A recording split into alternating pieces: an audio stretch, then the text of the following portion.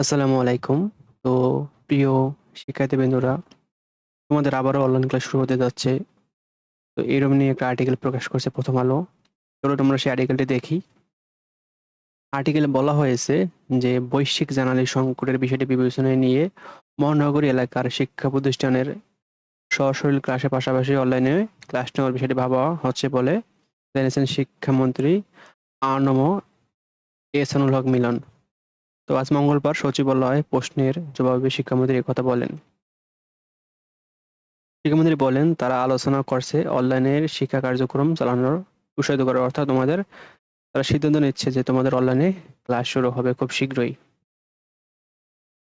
তো যেহেতু বিশ্বব্যাপী সংকট অর্থাৎ জ্বালানি সংকটের কারণে বাংলাদেশেও এরকম জ্বালানি সংকট সৃষ্টি হয়েছে।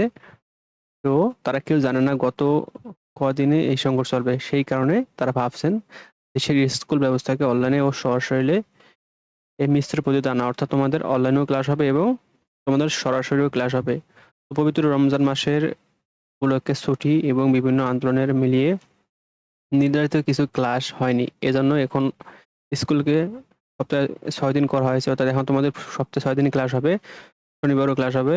এর মধ্যে আন্তর্জাতিক জ্বালানি ও সংকটের কারণে তারা ভাবছেন অনলাইনে এবং সশরীরে এই মিশ্র পদ্ধতিতে ক্লাস হবে, অর্থাৎ তোমাদের ৩ দিন অনলাইনে ক্লাস হবে এবং ৩ দিন সরাসরি ক্লাস হবে ক্লাসরুমে গিয়ে।